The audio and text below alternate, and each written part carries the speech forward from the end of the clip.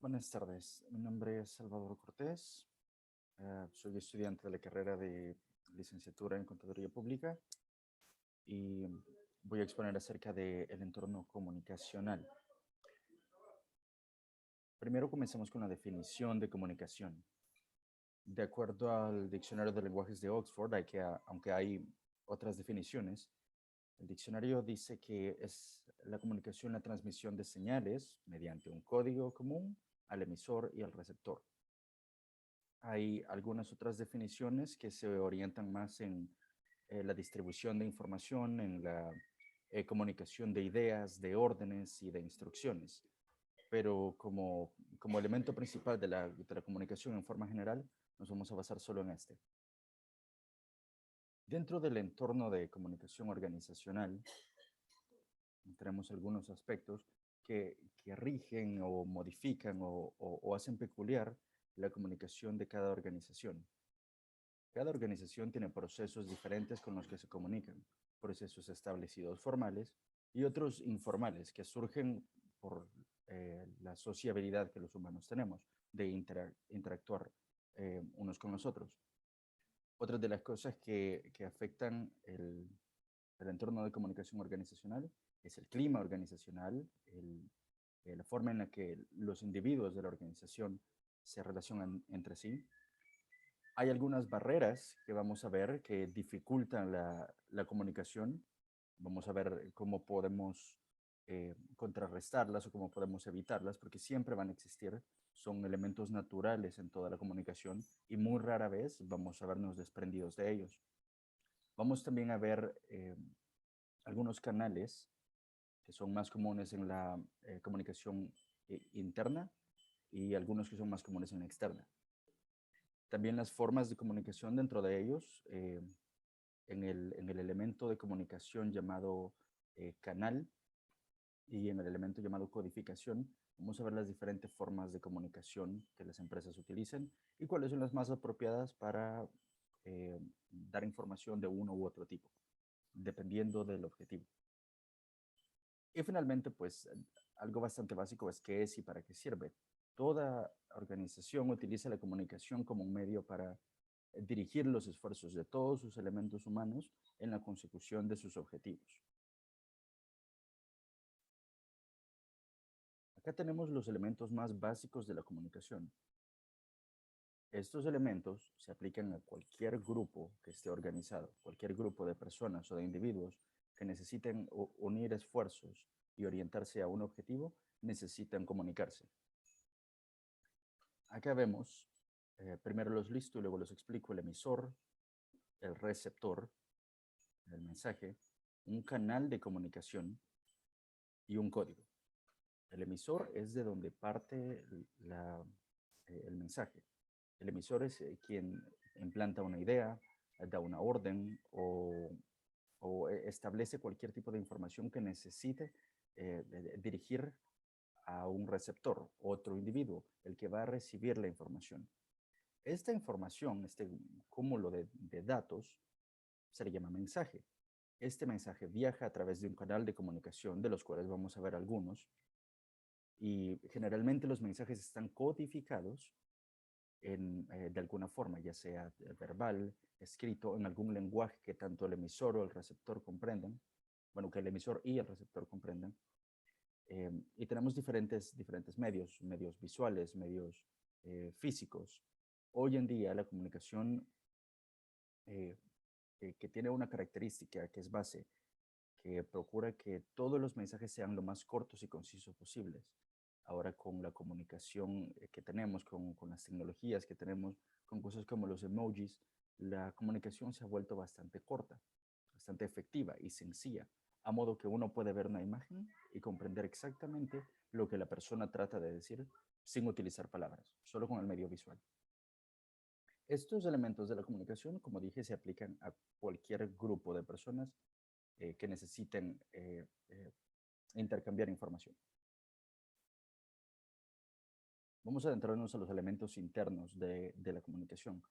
Lo que forma un entorno de comunicación en una compañía van a ser la combinación de estos elementos internos y externos.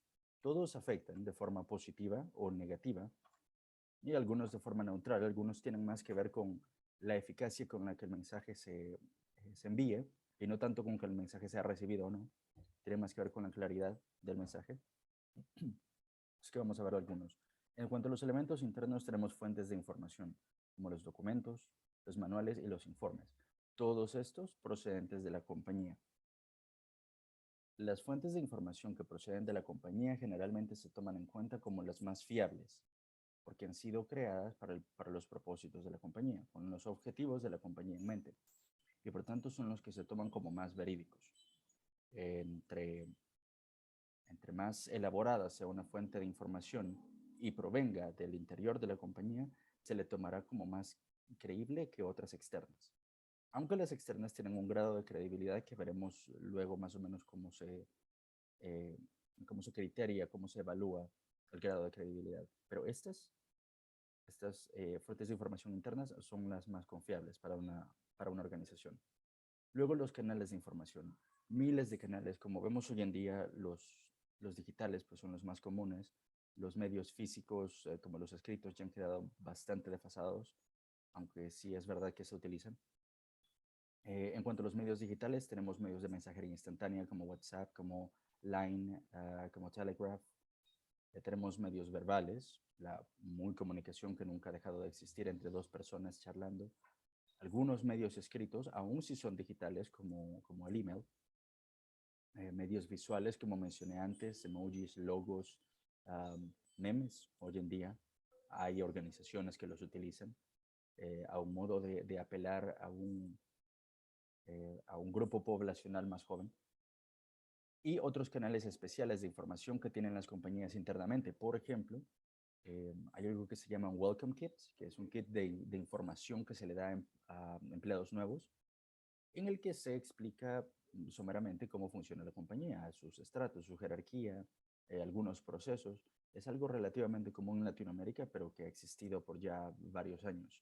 Ese cuenta como un canal de información especial porque trae muchas cosas. Algunos pueden ser digitales, pueden incluir audios, vídeos, información escrita, etcétera. Y el otro elemento interno que afecta o que configura el entorno comunicacional es la jerarquía y la orientación de la comunicación. Vimos esto en algunas lecciones anteriores. Existe una comunicación vertical u horizontal. Imaginándonos un organigrama, vemos a la comunicación vertical como esa que viene desde arriba, desde los estratos más altos hasta los más bajos. Y esa se utiliza usualmente para dar instrucciones, para dar órdenes, para hacer cambios en los procesos que usualmente se tienen, vertical. Y también se utiliza de la misma forma vertical para dar feedback, para dar retroalimentación de procesos que ya se han seguido, de problemas que es necesario que atienda la alta gerencia, entre otros. La comunicación horizontal es un poco más variada. Tiene procesos establecidos como emails, como documentos escritos, memorandos que se dan entre los mismos niveles de jerarquía, pero es un poco más diversificado porque en ese punto está la relación humana, las relaciones sociales que tenemos que nos hacen simplemente charlar y proporcionar información e intercambiar información de la forma más natural posible, que es con la charla. Esos tres elementos internos tienen que ver con la forma en la que se configura un entorno eh, comunicacional y la forma en la que la gente comunica información requerida internamente. Ahora vemos los elementos externos.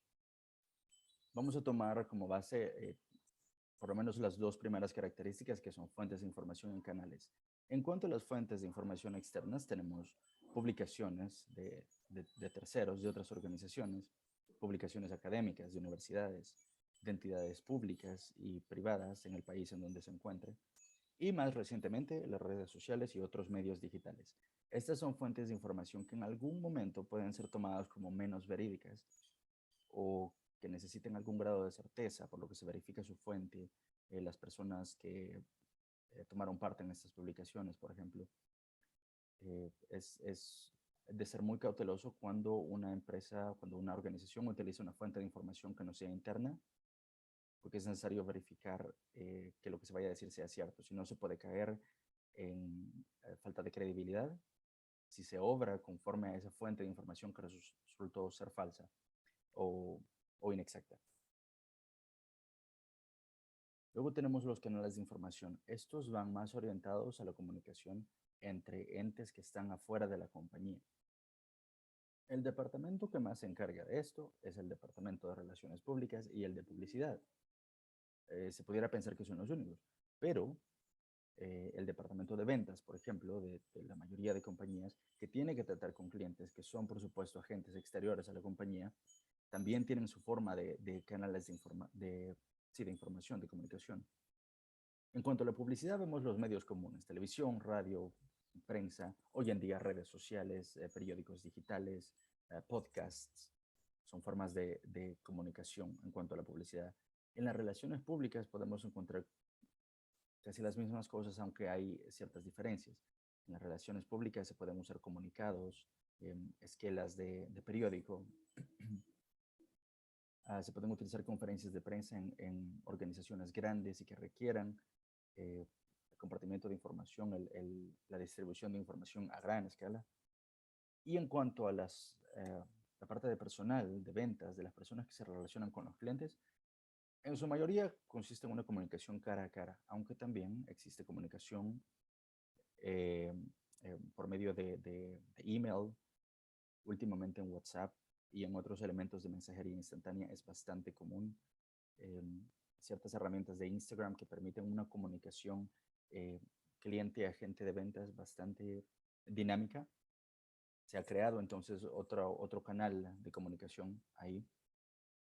Y finalmente estas últimas dos, el marketing directo y la promoción de ventas, que son bien relacionadas con las dos anteriores. Se propone un nuevo producto o se hace saber de un nuevo servicio que se proporciona. Es directamente relacionado a un producto de la compañía o de la organización y no a la organización completa. Ahora hablamos de las barreras. Dentro del entorno comunicacional, en cualquier entorno en el que en el que exista comunicación, en el que haya individuos que necesitan relacionarse, van a haber barreras. Vamos a ver algunos tipos de barreras. Las primeras son las ambientales. Estas son naturales, existen, están ahí casi sin intervención humana. Por ejemplo, tenemos situaciones de incomodidad, calor, frío, en algún lugar en donde se esté proporcionando información que involuntariamente hacen perder la atención a la persona que habla. Pueden ser también cosas que no se hayan planeado, como por ejemplo en el caso de una sala de espera, en que hay asientos incómodos o no mucha comodidad para esperar por algún servicio, y otras distracciones visuales que pueden ser propias del ambiente en el que estamos. Para eso, la recomendación paliativa es escoger lugares apropiados para cada tipo de comunicación. Generalmente un lugar que invite a no tener la atención centrada en otra cosa más que el ponente o la persona que se esté expresando. Hay también algunas barreras verbales que pueden ir desde el lenguaje, puramente lenguaje, que todos manejamos, o los grupos sociales manejan un solo lenguaje, hasta la forma de hablar, aún en un mismo lenguaje. Existen personas que hablan muy deprisa, a mí me lo han dicho, por ejemplo, que usan distinto idioma, que tienen un acento diferente y que hace difícil la comprensión de un mensaje en el que uno probablemente esté interesado, pero que haga difícil e incómoda la forma de comprender. Esas son barreras verbales. Luego están las interpersonales, las que tratan con la psicología de la gente. Las suposiciones, que son un sesgo, una predisposición a escuchar algún mensaje por creer conocer el mensaje o saber algo diferente del mensaje. La percepción es el punto de vista, lo que tiene que ver con la opinión y con mi comprensión o la comprensión de otras personas con respecto a un mensaje. Y los prejuicios. Son ideas preconcebidas, dice acá, acerca de algún tema. Es decir, nos formamos una opinión, una preopinión de alguna información y por tanto es difícil, aun si se quiere, aceptar información diferente por ya tener información respecto a esto. Para esto, las recomendaciones son, especialmente en cuanto a personas que tengan que hablar cara a cara o personas que tengan que hablar a enormes grupos de gente, se debe de tratar de no tomarlas en cuenta, simplemente tratar de dar el mensaje como tal, de modo que no sea un debate al inicio, sino nada más una distribución de información. Estas barreras, dependiendo del tipo de información que se quiera proporcionar, van a afectar en mucha o en poca medida. Vamos finalmente a plantear un caso práctico en el que vemos los tipos de comunicación que se dan en una empresa y cómo interactúan entre ellos. Este lo escribí yo. Supongamos que la empresa Del Monte produce néctares de sabores frutales y ha recibido un informe de la FDA. La FDA es una organización americana cuyo campo es el análisis y la aprobación de alimentos, medicinas y otros productos consumibles.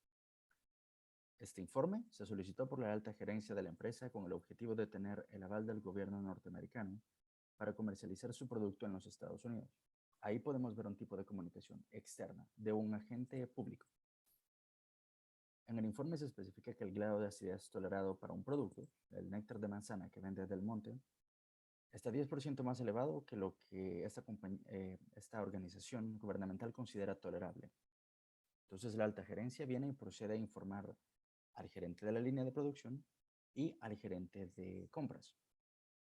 Al gerente de la línea de producción se le explica que la fórmula necesita ser cambiada, modificada, mejorada. Eh, y también al de compras se le especifican nuevas materias primas que van a ser requeridas para la nueva fórmula. Esto se hace mediante una videollamada. Esto es otra forma de comunicación interna. Dice que a 7 días, se establecían 15 días para ver resultados. A los 7 días del tiempo previsto, el departamento de compras envía al departamento de producción un detalle impreso de las materias primas adquiridas con el propósito de modificar la fórmula.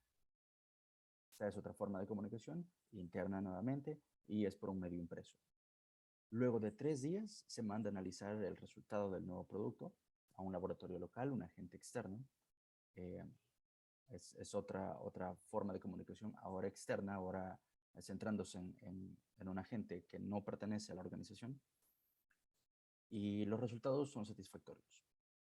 Entonces se le comunica a la gerencia por medio de un correo electrónico, otra vez comunicación interna, y la alta gerencia se comunica con el departamento de publicidad, que utilizando esta información de un agente externo, pero que sabemos que es verídica y que es fiable, se le encomienda al departamento de publicidad dar protagonismo a este nuevo producto, cuyo nivel bajo de acidez no va a ser, por acá, no va a ser un problema para niños con estómago sensible, una forma de sacar provecho de este nuevo hallazgo en el producto. Y esta es otra forma de comunicación externa hacia la población que compra, hacia los clientes y eventualmente a la población que queremos abrir en un país externo. La campaña se lleva a cabo mediante medios radiales y televisivos, como es usual en la comunicación en publicidad, logrando ser un éxito localmente y pudiendo ingresar en el mercado internacional según se predispuso antes. Todas las formas de comunicación que existen, internas y externas, y todos los factores que afectan a cada uno de los elementos de la comunicación, crean un entorno comunicacional. Se desarrolla una forma específica de comunicarse, unas normas específicas para comunicarse, en su mayoría formales, pero también informales y que surgen espontáneamente por la interacción social que tenemos entre personas. Muchas gracias por su atención.